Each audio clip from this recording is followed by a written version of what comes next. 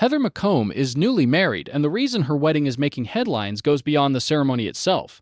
On May 30, the actress married actor Scott Michael Campbell in an outdoor ceremony in Missoula, Montana. The celebration came 3 months after the death of her ex-husband, Dawson's Creek actor James Van Der Beek, and that timing has put the story back in public conversation. The latest update is simple but sensitive. Heather has started a new chapter with Scott, while public attention is also returning to the years she shared with James and the tribute she posted after his death. What matters here is separating the verified timeline from the assumptions people may attach to it. Heather McComb and James Van Der Beek were married from 2003 to 2010. Their marriage ended years before James remarried Kimberly Van Der Beek in 2010. James and Kimberly went on to share 6 children together. People reports that James died on February 11 at age 48 from stage 3 colorectal cancer. Heather's new husband, Scott Michael Campbell, is also an actor. Entertainment Weekly reported that Heather and Scott had been close friends for 15 years, before their relationship became romantic in 2024. That detail is important because the wedding did not appear publicly as a sudden relationship formed after James's death.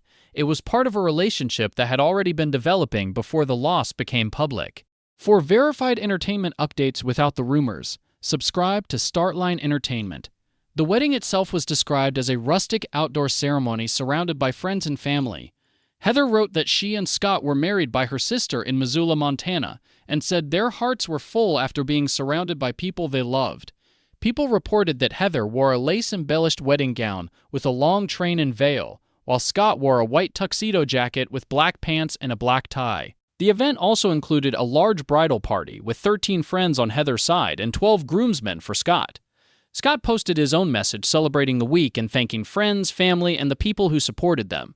But the reason this wedding became a broader entertainment story is the emotional context around James Van Der Beek.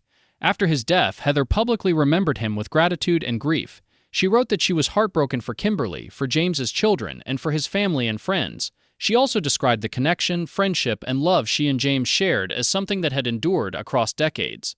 That tribute makes the current story more complicated than a simple celebrity wedding headline.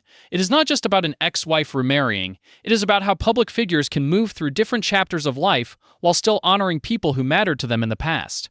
Heather also acknowledged James' role as a father and husband after their divorce. People reported that she described James and Kimberly as true soulmates and prayed for everyone mourning his loss. That public tone matters because it undercuts any simple attempt to frame the story as cold or careless. What remains unclear is how Heather and Scott planned the wedding timeline privately.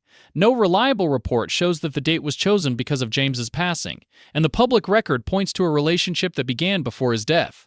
The verified facts show a wedding on May 30, a relationship that grew out of a long friendship and a previous marriage to James that ended in 2010. The clearest confirmed update is that Heather McComb has married Scott Michael Campbell in Montana, 3 months after James Van Der Beek's death, and she has publicly honored James while also celebrating her new marriage. The responsible way to tell this story is not to turn timing into accusation. It is to show the full timeline and let the documented facts speak. For now, Heather's public message is about gratitude, faith, and love surrounding her wedding weekend. James Van Der Beek's legacy remains with his family, his children, his work, and the people who have continued remembering him with care.